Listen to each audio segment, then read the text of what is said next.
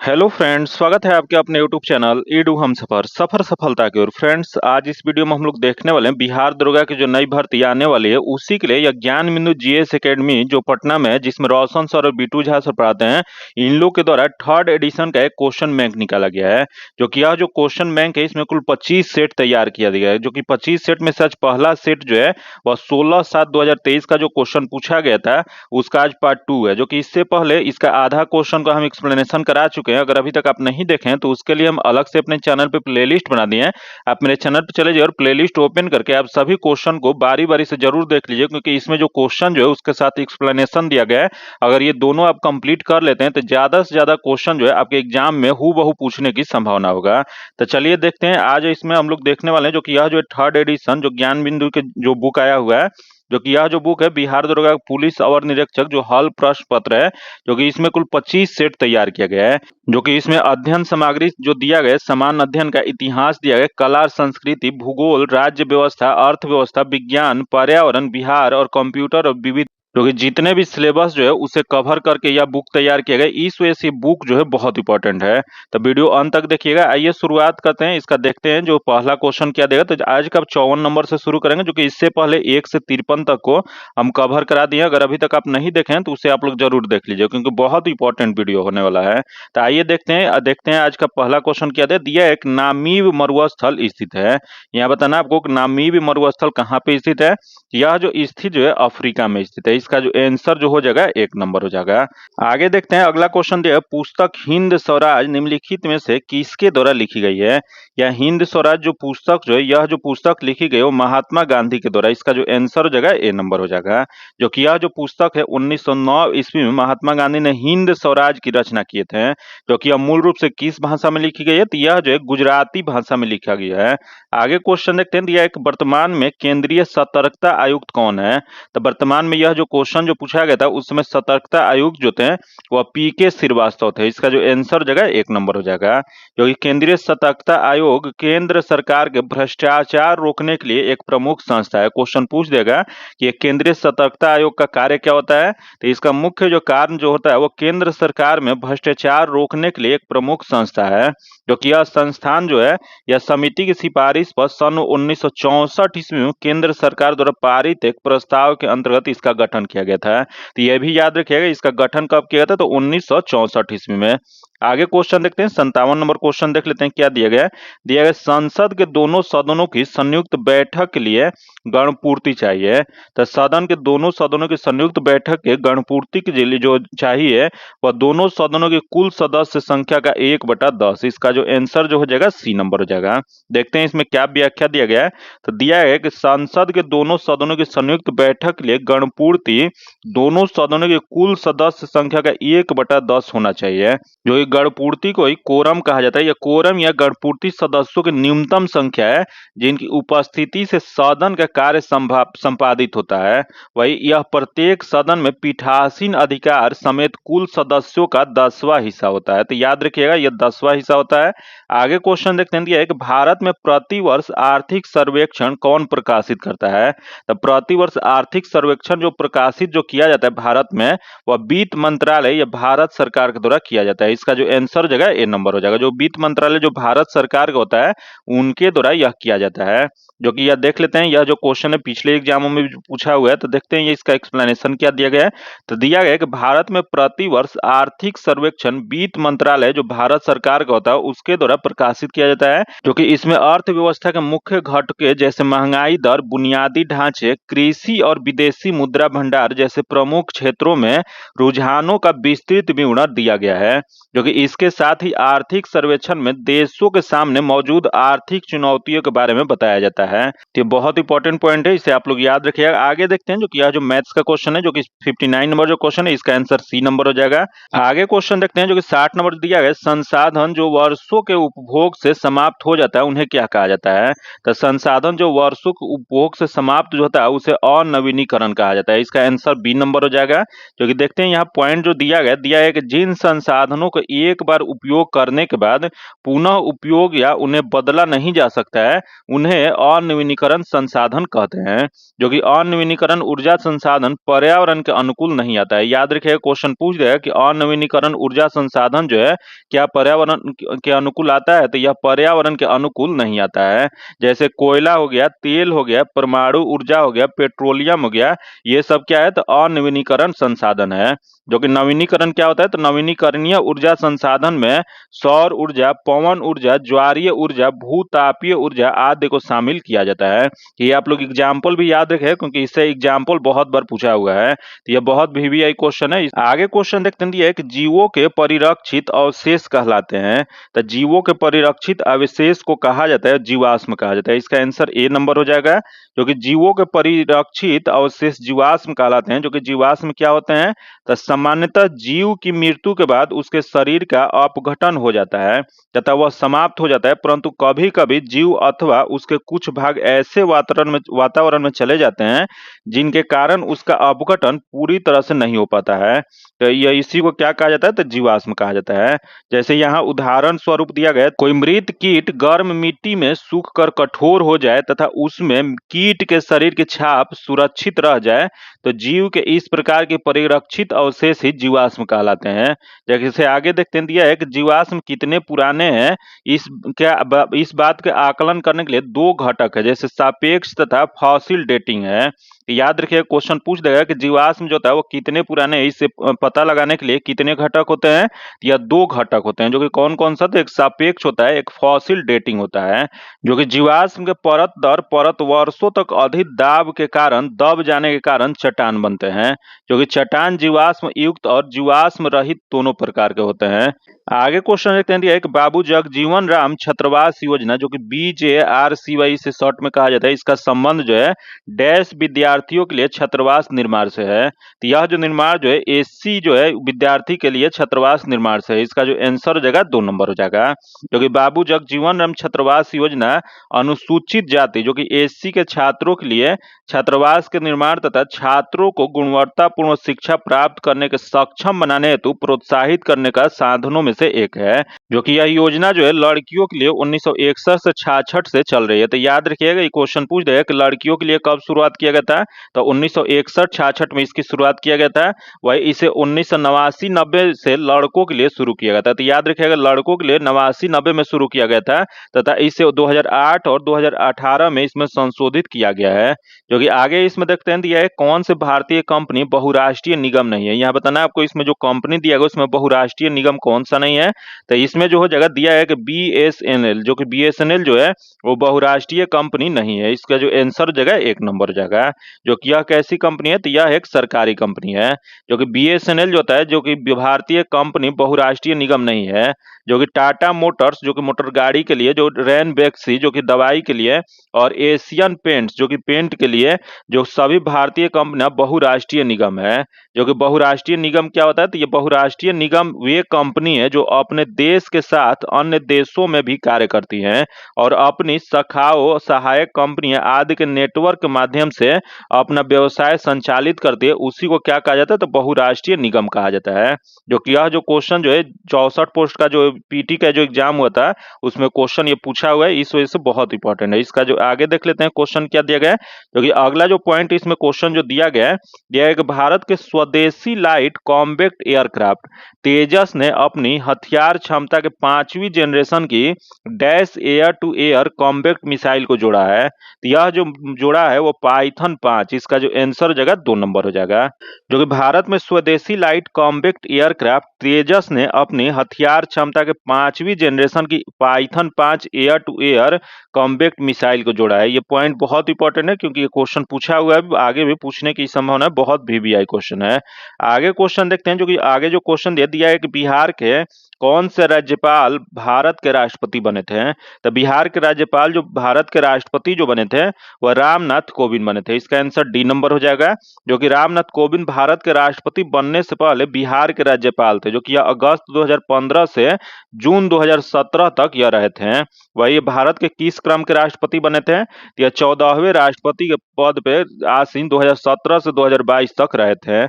आगे क्वेश्चन देखते हैं, एक Nathpa Jhakri hydel power project Bharat के किस राज्य में स्थित है? तो ये नाथपा झाकड़ी जो हाइडल पावर प्रोजेक्ट जो स्थित जो है वह हिमाचल प्रदेश में स्थित है। इसका जो आंसर हो जाएगा 1 नंबर हो जाएगा, जो कि Nathpa Jhakri hydel power project Bharat के हिमाचल प्रदेश राज्य में सतलज नदी पे स्थित है। याद रखिएगा किस नदी पे? तो यह सतलज नदी पे स्थित है।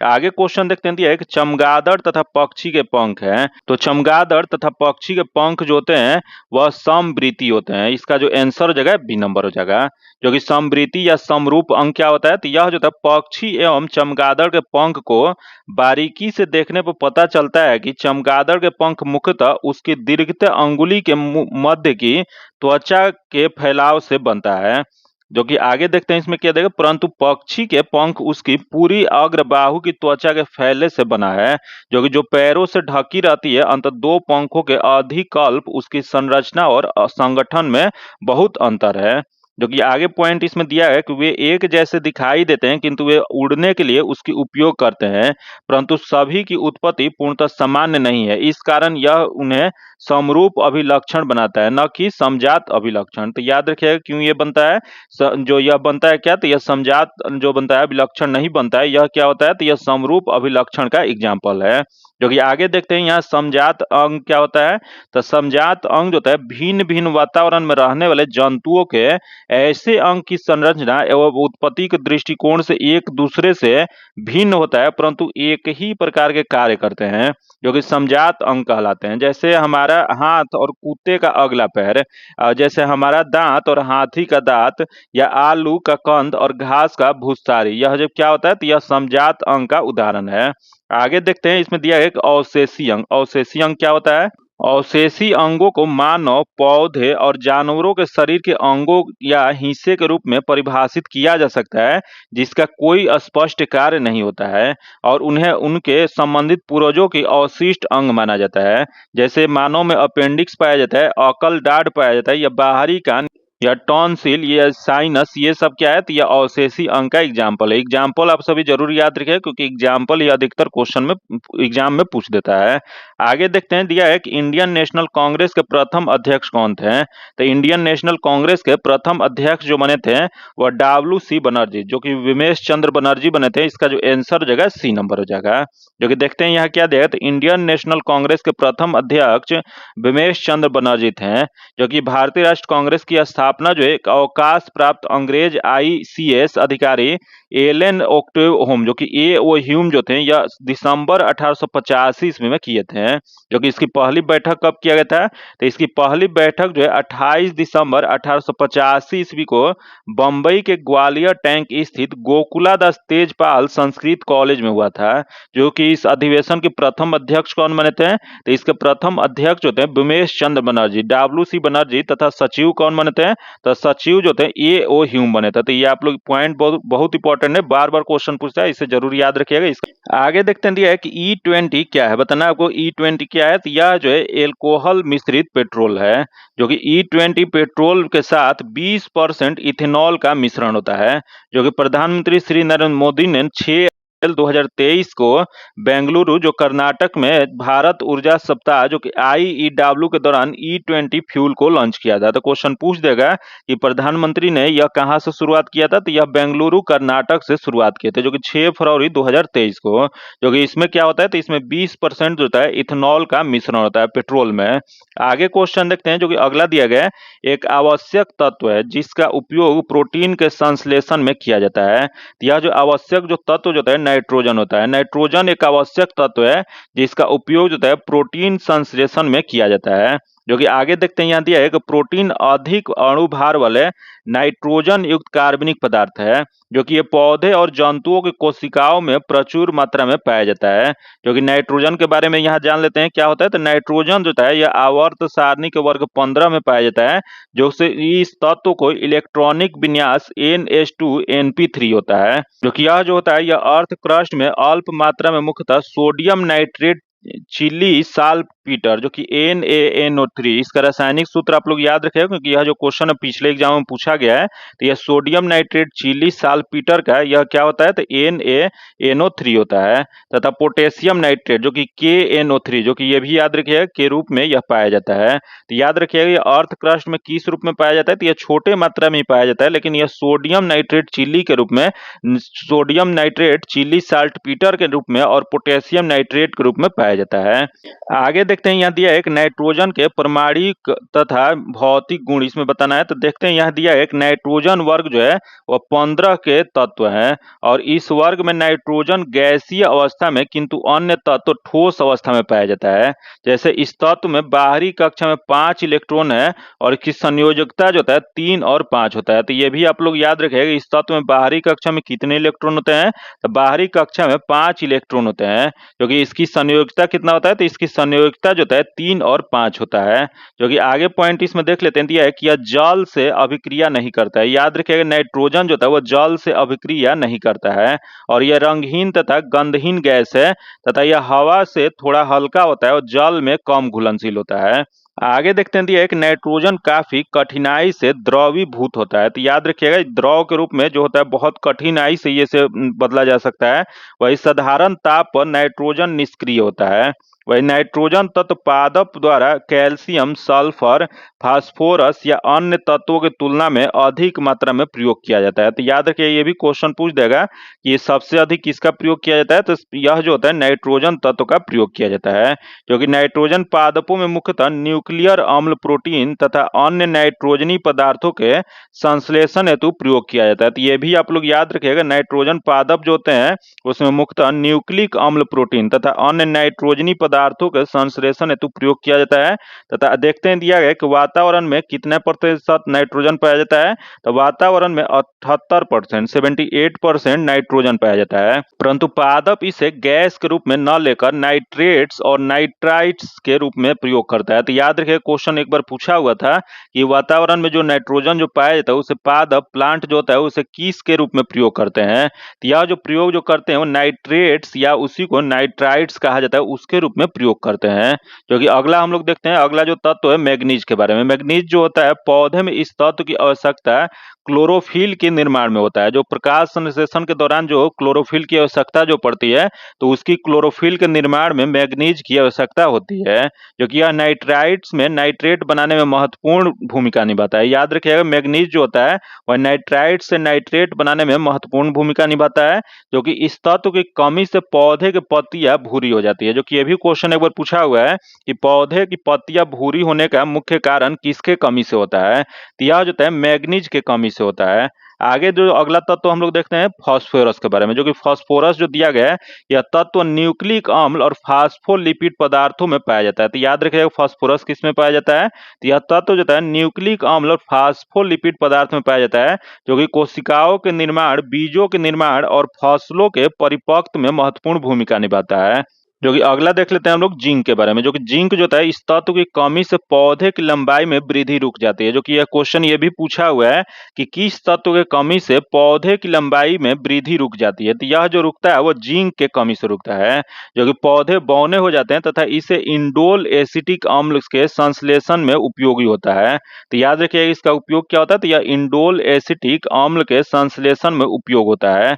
आगे देखते हैं, दिया है सल्फर। जो कि सल्फर क्या होता है, यह तत्व पौधे के प्रोटीन तथा जीव द्रव के निर्माण में मुख्य भूमिका निभाता है। याद रखिएगा यह क्या होता है, तो यह पौधे के प्रोटीन तथा जीव द्रव के निर्माण में मुख्य भूमिका निभाता है। क्योंकि इस तत्व की कमी होने से पौधे एवं पौधे की पत्तियां पीली हो जाती है, जो कि दलहनी फसलों की जड़ों में या गांठों के निर्माण में मदद करता है। तो याद रखिएगा क्वेश्चन पूछ देगा कि दलहनी फसलों की जड़ों में गांठों के निर्माण में कौन सा तत्व मौजूद होता है, तो वह जो करता है वह सल्फर करता है।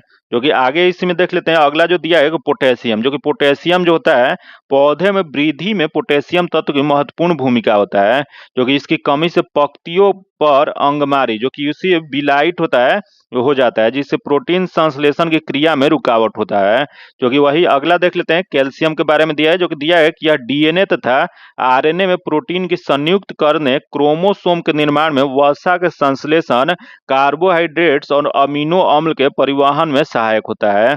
क्योंकि आगे देखते हैं, आगे दिया गया लोहा, जो कि लोहा जो होता है यह तत्व पौधे के श्वसन क्रिया में महत्वपूर्ण भूमिका निभाता है, जो कि यह जो होता है क्रेब्स चक्र में सहायक होता है। याद रखिए, क्वेश्चन पूछ दे क्रेब्स चक्र में कौन सा तत्व मौजूद होता है या उसके सहायक होता है, तो यह जो होता है लोहा होता है, जो कि पौधे में लोहे की कमी से क्लोरोसिस रोग होता है। याद रखिए, क्वेश्चन पूछ दे पौधे में अगर लोहे की कमी जो हो जाए, आयरन की कमी हो जाएगा, तो उसमें कौन सा रोग होता है, यह जो होता है क्लोरोसिस होता है। वही दिया गया है कि बोरोन, जो कि बोरोन जो होता है यह मुख्यतः शर्करा के ट्रांसलोकेशन के सहायता होता है, जो कि इसकी कमी से पौधे में शूट ट्रिप नष्ट हो जाता है। अगला देख लेते हैं, दिया है एक मॉलीबेल्डम, जो कि मॉलीबेल्डम जो दिया गया है, यह नाइट्रोजन के मेटाबॉलिज्म के मुख्यतः भूमिका निभाता है, जो कि इसकी कमी से फूल गोभी और पत्ता गोभी में व्हीपटेल, जो कि व्हीपटेल रोग हो जाता है। याद रखिए, क्वेश्चन पूछ देगा कि व्हीपटेल रोग जो होता है, जो कि फूल गोभी या पत्ता गोभी में होता है, वह किसके कमी से होता है, तो यह हो जाता है मॉलीब्लेडम के कमी से होता है। आगे क्वेश्चन देखते हैं, दिया है जो कि अगला जो पॉइंट दिया है कि अंतर्राष्ट्रीय शांति दिवस कब मनाया जाता है, तो अंतर्राष्ट्रीय शांति दिवस जो है 21 दिसंबर को मनाया जाता है। क्योंकि आगे इसमें पॉइंट देख लेते हैं, अंतर्राष्ट्रीय शांति दिवस प्रत्येक वर्ष 21 सितंबर को मनाया जाता है, जो कि विश्व गठिया दिवस, जो कि विश्व गठिया दिवस जो होता है वो 12 अक्टूबर को मनाया जाता है। वही विश्व शौचालय दिवस जो कि यह 19 नवंबर को मनाया जाता है। वही भारतीय नौसेना दिवस जो कि यह जो है 4 दिसंबर को मनाया जाता है। आगे क्वेश्चन देखते हैं, दिया है कि बड़े स्क्रीन पर जेम्स बॉन्ड की भूमिका निभाने वाले प्रथम अभिनेता कौन थे, तो बड़े स्क्रीन पे जेम्स बॉन्ड की भूमिका निभाने वाले प्रथम अभिनेता जो थे वह शॉन कॉनरी थे। इसका जो आंसर हो जाएगा 1 नंबर हो जाएगा, जो कि बड़े स्क्रीन पर जेम्स बॉन्ड की भूमिका निभाने वाले प्रथम अभिनेता शॉन कॉर्नी थे, जो कि शॉन कॉर्नी ने डॉक्टर ने 1662 में बड़े पर्दे पर पहले जेम्स बॉन्ड की भूमिका निभाई थी, क्योंकि यान फ्लेमिंग द्वारा निर्मित बॉन्ड श्रृंखला दुनिया भर में सिनेमाई रोमांच के लिए स्वर्ण मानक बनी हुई है। आगे क्वेश्चन देखते हैं, जो कि 73 नंबर दिया है कि भारतीय संविधान का कौन सा अनुच्छेद सर्वोच्च न्यायालय के बारे में है, तो भारतीय संविधान का जो अनुच्छेद सर्वोच्च न्यायालय के बारे में जो है वह जो है अनुच्छेद 124 है। इसका आंसर 2 नंबर हो जाएगा, बी नंबर हो जाएगा, जो कि भारतीय संविधान का अनुच्छेद 124 जो है सर्वोच्च न्यायालय के बारे में है, जो कि सर्वोच्च न्यायालय से संबंधित प्रावधान क्या है, तो सर्वोच्च न्यायालय से संबंधित प्रावधान जो है वह संविधान के भाग 5 में किया गया। याद रखिए, क्वेश्चन पूछ जाएगा किस में किया गया, तो ये भाग 5 में किया गया है, जो कि इसकी भाग 5 के अध्याय 4 में अनुच्छेद 124 से 147 तक वर्णित किया गया है, जो कि इस अनुच्छेदों में सर्वोच्च न्यायालय के गठन, स्वतंत्रता, न्याय क्षेत्र और शक्तियों आदि का उल्लेख किया गया है। तो याद रखिएगा। आगे देखते हैं, दिया है कि आईपीएल 2023 की विजेता टीम कौन सी है, तो आईपीएल जो है जो 2023 में जो विजेता टीम जो बनी है वह चेन्नई सुपर किंग्स बनी है। इसका जो आंसर जगह 2 नंबर हो जाएगा, जो कि आईपीएल 2023 के विजेता चेन्नई सुपर किंग्स सीएसके बनी है, जो कि चेन्नई सुपर किंग्स ने आईपीएल 2023 में गुजरात टाइटंस को 5 विकेट से हराया था। आगे क्वेश्चन देखते हैं, जो कि यहाँ जो क्वेश्चन दिया इंग्लिश का भी उसमें क्वेश्चन पूछा गया था, तो दिया है choose the correct translation of the sentence given below from the option that follow. तो दिया है गांधी जी ने सत्याग्रह आंदोलन प्रारंभ किया था, तो Gandhi started the Satyagraha movement. इसका जो आंसर जो हो जाएगा बी नंबर हो जाएगा। तो देख लेते हैं, यहाँ जो दिया है Gandhi started the Satyagraha movement, तो नोट इसमें दिया गया है कि वाक्य जो होता है subject plus verb plus object के पैटर्न पर आधारित है, जो कि यह भी ध्यान रखें कि आंदोलन प्रारंभ करने के लिए स्टार्ट का ही प्रयोग करते हैं और आंदोलन के लिए उपयुक्त शब्द मूवमेंट होता है। इसका जो सही जो हो जाएगा बी नंबर सही हो जाएगा। आगे देखते हैं, 76 नंबर दिया है कि भारत के राष्ट्रीय प्रतिदर्श सर्वेक्षण संगठन का क्या उत्तरदायित्व है, तो इसमें इसका उत्तरदायित्व जो है विभिन्न क्षेत्रों में अखिल भारतीय स्तर पर बड़े पैमानों के सर्वेक्षण करना है। इसका जो आंसर हो जाएगा बी नंबर हो जाएगा। आगे देखते हैं, जो दिया है कि भारत के राष्ट्रीय प्रतिदर्श सर्वेक्षण संगठन जो कि एनएसएसओ, याद रखिए एनएसएसओ का पूरा नाम क्या होता है, तो राष्ट्रीय प्रतिदर्श सर्वेक्षण संगठन होता है। इसका उत्तरदायित्व तो विभिन्न क्षेत्रों में अखिल भारतीय स्तर पर बड़े पैमाने का सर्वेक्षण करना है, जो कि एनएसएसओ एक राष्ट्रीय व्यापी संस्था है जिसकी स्थापना कब किया गया था, तो इसकी स्थापना जो है 1950 ईस्वी में देश के आंकड़े संबंधी आवश्यकताएं पूरी करने की राष्ट्रीय आय तथा अन्य संबंधित आंकड़ों का अनुमान लगाने के लिए एक बड़े पैमाने पर सर्वे करने का उद्देश्य से किया गया था। तो याद रखिएगा, क्वेश्चन पूछ देगा कि एनएसएसओ का जो स्थापना जो कब किया गया था, इसकी स्थापना 1950 ईस्वी में किया गया था, जो कि इसकी मुख्य उद्देश्य क्या था, तो इसका मुख्य उद्देश्य जो था राष्ट्रीय आय तथा अन्य संबंधी आंकड़ों का अनुमान लगाने के लिए और बड़े पैमाने पर सर्वे करने के उद्देश्य से इसकी स्थापना किया गया था। आगे क्वेश्चन देखते हैं जो कि 77 में दिया गया कि भारत सरकार का प्रथम लॉ ऑफिसर कौन सा होता है। तब भारत सरकार का प्रथम कानून ऑफिसर या लॉ ऑफिसर जो होता है यह जो होता है अटॉर्नी जनरल होते हैं। इसका जो आंसर हो जाएगा सी नंबर हो जाएगा, क्योंकि भारत सरकार का प्रथम लॉ ऑफिसर अटॉर्नी जनरल जिसे महानवादी कहा जाता है जो कि यह होते हैं जो कि भारतीय संविधान का अनुच्छेद 76 जो है इसके अनुसार महानवादी के पद का प्रावधान किया गया। तो ये भी क्वेश्चन बहुत बार पूछा गया कि महानवादी की चर्चा जो है किस अनुच्छेद में किया गया है। यह जो किया गया अनुच्छेद 76 में किया गया है, जो कि महानवादी का कोई निश्चित कार्यकाल नहीं होता है, जो कि राष्ट्रपति के प्रसाद पर्यंत पद धारण करते हैं। आगे क्वेश्चन देखते हैं जो दिया है कि NVS 011 है, तो यह जो एक है वह हो जाएगा एक उपग्रह है। इसका जो आंसर हो जाएगा डी नंबर हो जाएगा, जो कि यह उपग्रह इसरो के नेविगेशन सैटेलाइट NVS श्रृंखला के पेलोड की दूसरी पीढ़ी के उपग्रहों में से पहला है। याद रखिए क्वेश्चन पूछ देगा कि यह इसरो के नेविगेशन सैटेलाइट श्रृंखला में से यह कौन सा है, तो यह जो जाएगा पेलोड की दूसरी पीढ़ी के उपग्रहों में से यह पहला है। अगला दिया है कि NVS 01 उपग्रह को GSLV F12 वेसिल्स का उपयोग करके 29 मई 2023 को सफलतापूर्वक लॉन्च किया गया था। तो याद रखिए क्वेश्चन ये भी पूछ देगा कि इसको कब लॉन्च किया गया था। तो NVS 01 जो उपग्रह जो है इसे GSLV F12 वेसिल्स के उपयोग करके 29 मई 2023 को सफलतापूर्वक लॉन्च किया गया था। आगे क्वेश्चन देखते हैं जो कि दिया है कि बेस्कियाना गुलजार पर एक हिंदी पुस्तक किसके द्वारा संकलित की गई है। यह जो संकलित जो किया गया है यशवंत व्यास पे, यशवंत व्यास के द्वारा। इसका जो आंसर हो जाएगा 2 नंबर हो जाएगा, जो कि बेस्कियाना जो कि गुलजार पर हिंदी पुस्तक यशवंत व्यास के द्वारा संकलित की गई है, जो कि यह किताब जो है गुलजार की फिल्मों, कविता और दर्शन और जीवन शैली और नापसंद के माध्यम से उनके जीवन को दर्शाती है। आगे देखते हैं 80 नंबर जो क्वेश्चन है इसका जो आंसर हो जाएगा सी नंबर हो जाएगा। आगे देखते हैं 81 नंबर दिया है एक नौजवान भारत सभा की स्थापना किसने किया था। तो ये नौजवान भारत सभा जो है इसकी स्थापना जो है भगत सिंह के द्वारा किया गया था। इसका आंसर ए नंबर हो जाएगा, जो कि नौजवान भारत सभा की स्थापना भगत सिंह ने वर्ष 1926 ईस्वी में पंजाब में किए थे। तो ये भी याद रखिएगा नौजवान भारत सभा जो है इसकी स्थापना कहाँ पे किए थे, तो 1926 ईस्वी में पंजाब में भगत सिंह के द्वारा किया गया था।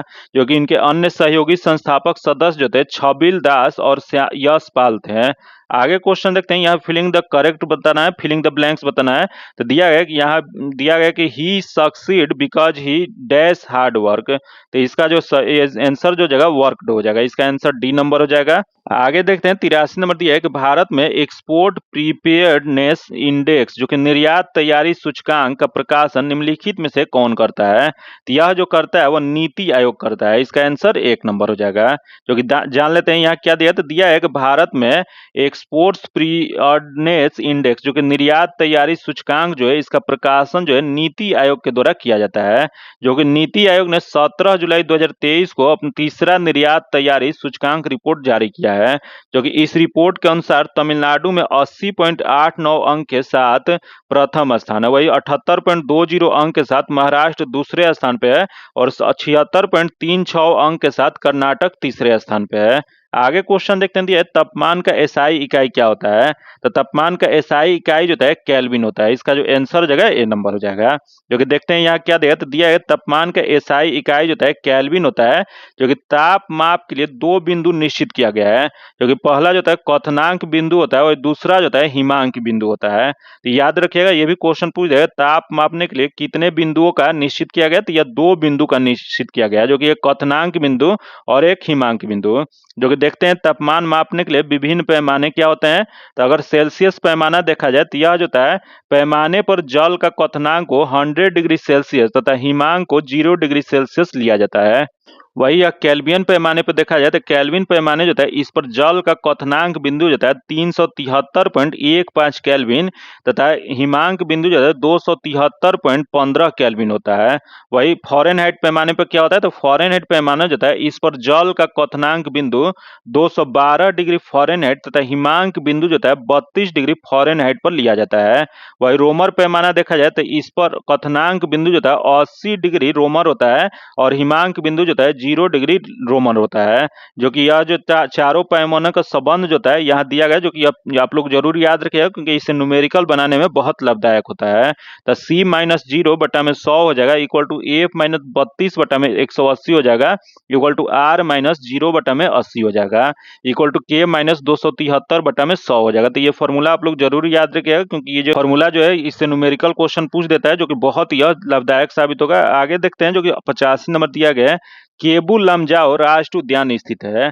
तो केबुल लमजाओ राष्ट्रीय उद्यान जो स्थित जो है मणिपुर में स्थित है। इसका आंसर बी नंबर हो जाएगा, जो कि केबुल लमजाओ राष्ट्रीय उद्यान मणिपुर में स्थित है, जो कि अब विश्व का एकमात्र तैरता हुआ राष्ट्रीय उद्यान है, जो कि इस पर तैरते हुए द्वीप पाए जाते हैं जिसे स्थानीय भाषा में फुमदी कहा जाता है। तो याद रखिए क्वेश्चन पूछ देगा कि मणिपुर में जो केबुल लमजाओ जो राष्ट्रीय उद्यान जो पाया जाता है, जो कि तैरता हुआ द्वीप उसमें जो पाया जाता है उसे क्या कहा जाता है, तो उसे फुमदी कहा जाता है। आगे क्वेश्चन देखते हैं कि प्रेरित विद्युत धारा की दिशा दी जाती है। तब विद्युत धारा जो होता है उसके प्रेरित विद्युत धारा की दिशा जो दी जाती है वह फ्लेमिंग के दक्षिणी हस्त नियम के द्वारा दिया जाता है। इसका आंसर ए नंबर हो जाएगा, जो कि इसमें देखते हैं क्या पॉइंट दिया है। तो दिया है कि फ्लेमिंग विद्युत धारा की दिशा फ्लेमिंग के दाएं हस्त नियम द्वारा प्रतिपादित की जाती है, जो कि फ्लेमिंग के दाएं हाथ के नियम क्या होता है, तो यह जो होता है यदि दाहिना हाथ की अंगूठा जो कि वो थंब जो होता है वो और तर्जनी जो कि 4 फिंगर होता है और मध्य जो कि मिडिल फिंगर होता है परस्पर समकोणीय इस प्रकार रखे गए हो कि तर्जनी चुंबकीय क्षेत्र की दिशा को संकेत करता है और अंगूठा चालक की गति को दिशा में हो तो इस मध्य प्रेरित धारा को दिशा को संकेत करता है। जैसे यहाँ फिगर दिया है कि विद्युत जनित इस नियम का आधारित है, क्योंकि देखिए यह अंगूठा जो है चालक की गति को निर्धारित करता है और चुंबकीय क्षेत्र जो है ये उंगली है मिडिल जो है चालक की प्रेरित विद्युत धारा को दर्शाता है, जो कि यह जो है फ्लेमिंग के दाएं हाथ के नियम होता है। जो कि आगे देख लेते हैं, जो कि आगे दिया गया है इसमें दिया है फ्लेमिंग के वाहितम, जो कि बायां हाथ का नियम क्या होता है, तो बायां हाथ का जो नियम होता है यदि बाएं हाथ का नियम तर्जनी जो कि 4 फिंगर होता है और मध्य मिडिल फिंगर और अंगूठा थंब को परस्पर समकोणीय इस प्रकार रखे गए हो कि तर्जनी चुंबकीय क्षेत्र की दिशा और मध्य चालक की प्रवाहित विद्युत धारा की दिशा की ओर संकेत करती है, तो अंगूठा चालक की गति को दिशा अथवा चालक पर आरोपित बल की दिशा को संकेत करता है। तो देखिए यहाँ क्या दिया है, तो यहाँ जो फिगर जो दिया गया है यह जो है यह अंगूठा हो गया, उसके बाद चुंबकीय क्षेत्र हो गया, उसके बाद विद्युत धारा हो गया। यह जो है वो क्या हो जाएगा, तो इसमें चुंबकीय क्षेत्र बल और विद्युत धारा को यह परिभाषित कर रहा है, जो कि फ्लेमिंग के बाएं हाथ का यह नियम है, जो कि ये आप लोग जरूर याद रखें क्योंकि इससे भी बार बार क्वेश्चन पूछ रहा है, ये बहुत VVI क्वेश्चन है।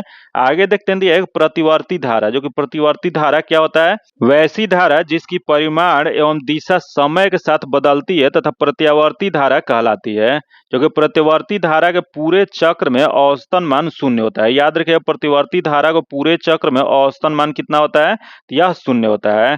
जो कि देखते हैं यहाँ दृष्टि धारा, जो कि डायरेक्ट करंट क्या होता है, तो दृष्टि धारा जो है वैसे धारा जो सिर्फ एक ही दिशा में प्रवाहित होता है उसे दृष्टि धारा कहा जाता है। जो कि प्रतिवर्ती धारा और दृष्टि धारा में अंतर यहाँ दिया गया, जो कि देख लेते हैं यहाँ अंतर क्या हो जाएगा, तो दृष्टि धारा और प्रतिवर्ती धारा के बारे में दिया गया, जो कि दृष्टि धारा जो होता है यह धारा का परिणाम और दिशा समय के साथ नियत रहता है, जो कि इसका क्या होता है, तो इसका बदलता है। जो कि वही दृष्टि धारा जो है इसे एक स्थान से दूसरे स्थान तक ले जाने में बहुत अधिक ऊर्जा का व्यय होता है, जो कि इसमें जो होता है प्रतिवर्ती धारा जो है उसमें कम ऊर्जा व्यय होता है। वही यह जो होता है ट्रांसफार्मर की सहायता से एक स्थान को घटाया बढ़ाया नहीं जा सकता है, क्योंकि इससे ट्रांसफार्मर की सहायता से इसके धारा को घटाया और बढ़ाया जा सकता है। तो आगे देखते हैं कि इससे बैटरी की चार्ज किया जा सकता है। याद रखिए इससे बैटरी को भी चार्ज किया जा सकता है, लेकिन इससे बैटरी को चार्ज नहीं किया जा सकता है। तो दोनों में आप लोग डिफरेंस भी याद रखिएगा। आगे देखते हैं भारत में मनरेगा कब लागू किया गया था, तो भारत में मनरेगा जो लागू हुआ था 2006 ईस्वी में, जो कि भारत में मनरेगा जो है 2 फरवरी 2006 ईस्वी को लागू किया गया था, जो कि इसकी शुरुआत जो है आंध्र प्रदेश के अनंतपुर जिले के बदलापल्ली गांव से हुआ था, जो कि पूर्व में इसका नाम जो था नरेगा था, जिसका नाम जो है 2 अक्टूबर 2009 में बदलकर मनरेगा कर दिया गया था। तो याद रखिएगा इसके दोनों आप लोग डेट जरूर याद रखिएगा, जो कि मनरेगा जो है 2 फरवरी 2006 ईस्वी को लागू किया गया था, जो कि इसकी शुरुआत जो है आंध्र प्रदेश के अनंतपुर जिले के बदलानपल्ली गांव से हुआ था, जो कि इसका नाम क्या है, तो इसका शुरू में जो नाम था नरेगा था, जो कि 2 अक्टूबर 2009 से बदलकर मनरेगा कर दिया गया है। आगे देखते हैं 88 नंबर दिया है, यहाँ जो दिया गया है इसका आंसर जो जगह सी नंबर हो जाएगा। क्योंकि आगे देखते हैं 89 नंबर दिया है कि आंख और उसके रोगों से संबंधित चिकित्सा शास्त्र मेडिसिन की शाखा को क्या कहा जाता है। यह जो कहा जाता है उसे ऑप्थेल्मोलॉजी कहा जाता है। इसका आंसर डी नंबर हो जाएगा। क्योंकि देखते हैं यहाँ डी नंबर में जो इसका व्याख्या जो दिया गया, सॉरी इसका व्याख्या जो दिया गया है, आंखों और उसके रोगों से संबंधित चिकित्सा शास्त्र की शाखा जो होता है उसे ऑप्थेल्मोलॉजी कहा जाता है। जो कि यहाँ दे ऑन्कोलॉजी, जो कि ऑन्कोलॉजी जो होता है चिकित्सा की वह शाखा है जो कैंसर के अध्ययन, उपचार और निदान और रोकथाम से संबंधित है। तथा अगला है ओडोंटोलॉजी, जो कि ओडोंटोलॉजी जो होता है दांतों की संरचना, विकास और बीमारियों या असमानताओं के अध्ययन से संबंधित है। तथा अगला है ऑप्थोमोलॉजी, जो कि ऑप्थोमोलॉजी जो होता है वह चिकित्सा विज्ञान की वह शाखा है जो आंख की रचना, कार्य प्रणाली, उसकी बीमारियां तथा चिकित्सक से संबंधित है। तथा अगला है नेफ्रोलॉजी, जो कि नेफ्रोलॉजी जो होता है वो गुर्दे के अध्ययन को कहा जाता है। क्योंकि आगे इसमें पॉइंट देख लेते हैं क्या दिया, तो दिया है कि ओटोरहिनोलॉजी, जो कि यह जो होता है वो कान, नाक और गले के रोग का अध्ययन जो होता है उसे कहा जाता है। तथा अगला है मॉर्फोलॉजी, जो कि मॉर्फोलॉजी जो होता है पादपों के अंकारीय संरचना का होता है। तथा अगला है अस्पोमोलॉजी, जो कि यह जो होता है बीजों के अध्ययन से संबंधित है। अगला है सार्कोलॉजी, जो सार्कोलॉजी जो होता है पेशियों के अध्ययन से संबंधित है। वही अगला है फिजियोलॉजी, जो कि फिजियोलॉजी जो है शरीर के विभिन्न भागों के कार्य एवं कार्य विधियों के अध्ययन से संबंधित है। तथा अगला है ऑफियोलॉजी, जो कि ऑफियोलॉजी जो होता है सांपों के अध्ययन से संबंधित है। तथा आगे देखते हैं दिया है टेटोलॉजी, जो कि टेटोलॉजी जो होता है उपार्जित लक्षणों के अध्ययन से संबंधित है। वही अगला है एनाटॉमी, जो कि एनाटॉमी जो होता है शरीर और विभिन्न अंगों के विच्छेदन द्वारा प्रदर्शित सकल संरचना होता है। वही एंथ्रोपोलॉजी, जो कि यह जो होता है मानव जाति के सांस्कृतिक विकास का अध्ययन होता है। आगे देखते हैं जो कि 90 नंबर जो क्वेश्चन दिया एक निम्नलिखित में से कौन सी विशेषता खनिज पदार्थों में नहीं पाई जाती है। तो खनिज पदार्थों में जो नहीं पाई जाती है ये खत्म नहीं हो सकता है। इसका आंसर सी नंबर हो जाएगा। ये विशेषता नहीं पाई जाती है, जो कि देखते हैं यहाँ क्या देगा, तो खनिज पदार्थ ये खत्म नहीं हो सकता है, यह विशेषता नहीं पाई जाती है। जो ये खनिज जो होता है क्षयशील संसाधन है जिसका नवीनीकरण नहीं किया जा सकता है। जो कि भारत में अधिकांश खनिज क्षेत्र जो है प्रायद्वीपीय भारत में पाए जाते हैं। आगे देखते हैं 91 नंबर दिया है कोरापुट खान है भारत के किस राज्य में स्थित है। तो यह कोरापुट खान जो स्थित जो है वह भारत के उड़ीसा राज्य में स्थित है। इसका आंसर ए नंबर हो जाएगा। जो कि यह कोरापुट खान भारत के उड़ीसा राज्य में स्थित है, जो कि यह उड़ीसा में स्थित पंचपत माली पहाड़ी पर बॉक्साइट के उत्पादन के लिए प्रसिद्ध है। जो कि उड़ीसा में अन्य खनिज क्षेत्र कौन सा है, तो यह जो है कुंजूर हो जाएगा, सुंदरगढ़ हो जाएगा और कालाहाड़ी हो जाएगा। जो कि आगे क्वेश्चन देखते हैं, यहाँ दिया है कि औरंगजेब की मृत्यु हुआ था। तो औरंगजेब की मृत्यु जो हुआ था वो 1707 ईस्वी में हुआ था। जो कि औरंगजेब की मृत्यु 1707 ईस्वी में हुआ था। 3 मार्च 1707 ईस्वी को प्रातः काल की नमाज संपन्न करने के बाद अहमदनगर में औरंगजेब की मृत्यु हो गई। जो कि इसके शव को दौलताबाद स्थित खुलदाबाद नामक स्थान पर ले जाया गया और वहां उस प्रसिद्ध सूफी शेख बुरहाउद्दीन के मकबरे के चादर दीवानी के अंदर उसे दफनाया गया। क्योंकि आगे इसमें देखते हैं दिया है कि औरंगजेब का जन्म कब हुआ था। तो इनका जन्म जो 1618 इसमें उज्जैन के निकट दोहद नामक स्थान पर मुमताज महल के गर्भ से हुआ था। क्योंकि अगला क्वेश्चन देखते हैं दिया है सरकार फसलों के समर्थन में कौन से मूल्य की घोषणा करती है। तो सरकार जो है फसलों के समर्थन में जो मूल्य जो करती है न्यूनतम समर्थन मूल्य घोषित करती है। इसका जो आंसर हो जाएगा ए नंबर हो जाएगा।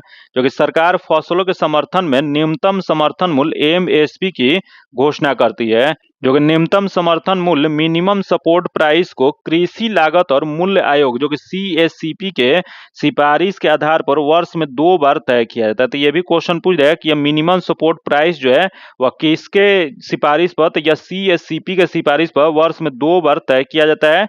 जो कि यह किसानों को उनके उत्पादों के लिए गारंटीकृत मूल्य और निश्चित बाजार उपलब्ध कराने के लिए एक सुरक्षा जल के रूप में कार्य करता है। आगे क्वेश्चन देखते हैं जो कि 94 नंबर दिया है कि जल के अणुओं के अर्धपरागम्य झिल्ली द्वारा गति कहलाता है। तो अर्धपरागम्य झिल्ली द्वारा जो गति जो कहा जाता है, पहला दे विसरण दिया, उसका परासरण दिया, संकुचन दिया, इनमें से कोई नहीं। तो इसका जो आंसर जो जगह परासरण कहता है। इसका आंसर 2 नंबर हो जाएगा।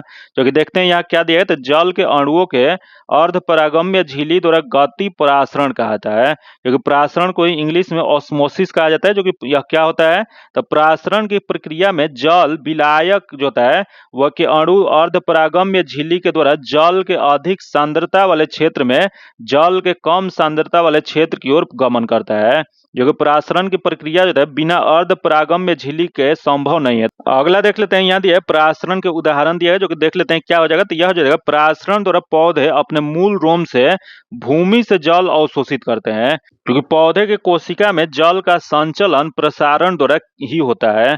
वही पौधे के पत्तियों से पौधे विभिन्न भागों में खाद्य पदार्थों का वितरण परासरण के द्वारा होता है। वही पत्तियों में पाए जाने वाले रंध्र के खुलने तथा बंद होने की परासरण की मुख्य भूमिका होती है। तो याद रखिए, क्वेश्चन पूछ देगा कि पत्तियों में पाए जाने वाले जो रंध्र जो होता है इसे खुलने तथा बंद होने में कौन मुख्य भूमिका निभाता है। यह जो निभाता है वो परासरण ऑस्मोसिस निभाता है।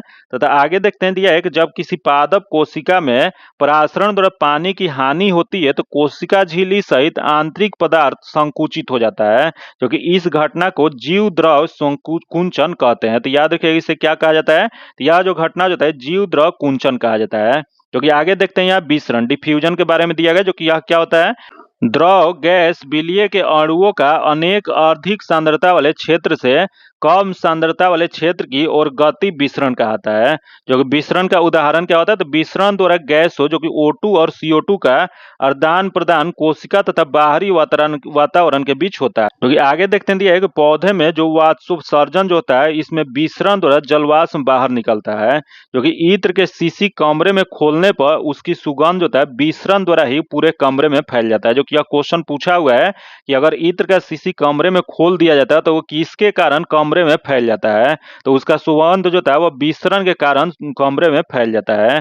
जो कि स्वच्छ जल में भरे बर्तन में इंक डालने पर इंक जल में संपूर्ण भागों में समान रूप से फैल जाता है। आगे देखते हैं, जो कि 95 नंबर दिया है कि अति शुद्ध स्नेह को मार्ग है, जहाँ नेकु श्यानप बांक नहीं पंक्ति में रेखांकित शब्द का अर्थ है। तो इसका हो जाएगा तनिक भी चतुराई।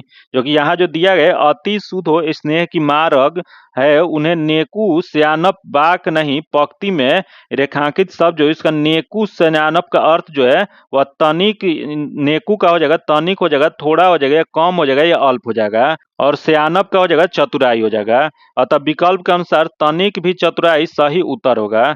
जो कि इसका आगे देख लेते हैं, जो कि आगे जो क्वेश्चन है यह जो इंग्लिश का क्वेश्चन है इसका आंसर जो जगह बी नंबर हो जाएगा। आगे देखते हैं, जो कि अगला जो दिया है कोइलवर पुल डैश पर स्थित है, बताना आपको कोइलवर पुल जो है वह किस नदी पे स्थित है। तो यह जो स्थित है वो सोन नदी पे स्थित है, इसका आंसर डी नंबर हो जाएगा।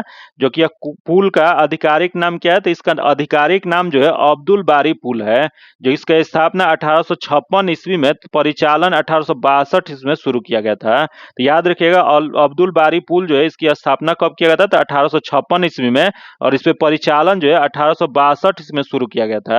जो कि इसका नाम जो है अब्दुल बारी पुल जो यह जो है यह सोन नदी पे कोइलवर में स्थित है। जो कि यह पटना तथा भोजपुर के बीच सड़क सह रेल मार्ग है, जिसकी लंबाई जो है 1440 मीटर है। आगे क्वेश्चन देखते हैं, जो कि 98 नंबर दिया है कि IPL 2023 में रॉयल चैलेंजर्स बेंगलोर के कप्तान कौन थे। तो इसके कप्तान जो थे फाफ डू प्लेसिस थे, इसका आंसर सी नंबर हो जाएगा।